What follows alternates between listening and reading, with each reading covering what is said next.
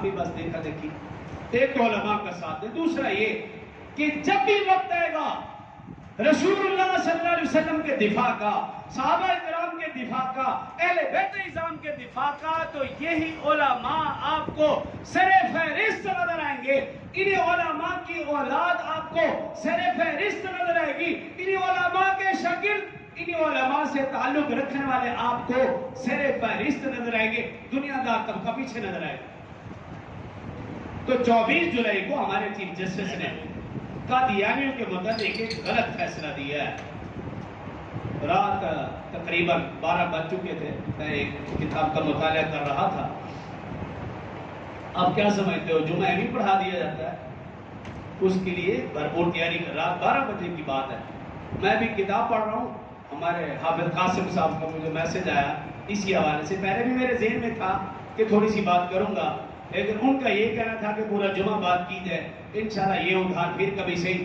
لیکن آپ دیکھیں کہ 12 بجے ان کا جذبہ بھی آپ چیک کریں کہ میسج کر کے مجھے اس حوالے سے آگاہ کر. کیوں کہ وہ ختم نبوت کے شدائی ہیں. وہ ان کے بھائیوں یا ان کے والد صاحب تھے. سب بزرگوں کو میں تو بچپن سے جانتا ہوں، انہیں کا شاگرد ہوں، پڑھا ہوا. تو 24 جولائی کو جو چیف جسٹس نے فیصلہ دیا وہ انتہائی نامناسب فیصلہ دیا ہے. اور یہ بھی انوکھی بات نہیں، اس سے پہلے بھی جو آتے رہے وہ بھی اسی طرح.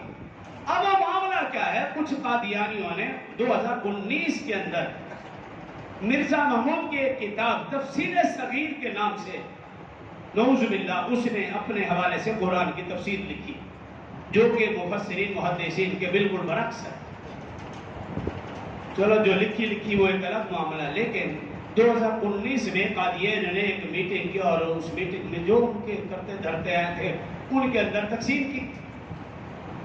اور پھر اس سے ہٹ کر اس کتاب کو انہوں نے پھیلانے کی بھی کوشش کی. حالانکہ قانونی طور پر منع ہے، عدالتی طور پر آئین کی روح سے منع ہے کہ وہ کوئی بھی ایسا کام نہیں کر سکتے جو مسلمان کرتے ہیں، اور وہ خواہ 4 دیواری کے اندر ہو یا 4 دیواری سے باہر. لیکن انہوں نے یہ کام 4 دیواری کے اندر کیا. مسلمانوں نے جا کے ان کے خلاف کیس کیا.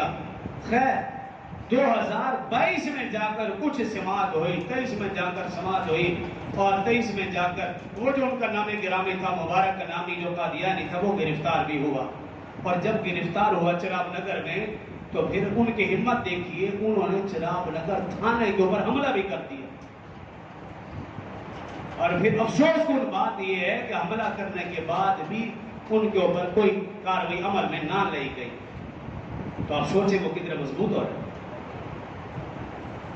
اور اتنے مضبوط ہو گئے کہ 24 جولائی کو ہمارے جو چیف جسٹس نے فیصلہ دیا ان کی حمایت میں فیصلہ سنا دیا اور اس کو بری بھی کر دیا، ضمانت بھی خارج ہو گئی. اور چیف جسٹس کا یہ موقف ہے کہ انہوں نے یہ جرم کیا ہے 4 دیواری کے اندر. اگر باہر کرتے تو یہ قانون لاگو ہوتا. مجھے بتاؤ، اگر 4 دیواری کے اندر کوئی بدکاری کرے تو کیا یہ جرم نہیں؟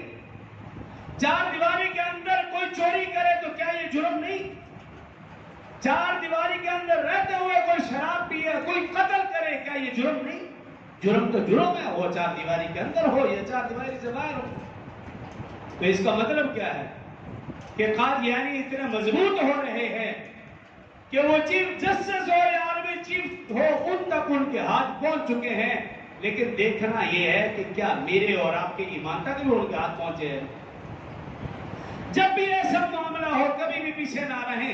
علماء جب جیسے کال دیں آپ اپنے آپ کو بھی قربان کریں، اپنی اولاد کو بھی قربان کریں، اور قربان ہونا اور قربان کرنا سعادت سمجھا کریں. کیونکہ آپ دیکھیے آج تک جتنے بھی لوگ ختم نبوت پر قربان ہوئے وہ زیادہ تر ایسے تھے جو حافظ قاری عالم تھے ہی نہیں. غازی المدین کو دیکھ لیے، غازی عامر چیمہ کو، جتنے بھی غازی ممتاز قادری کو دیکھ لیے، وہ پولیس والا تھا.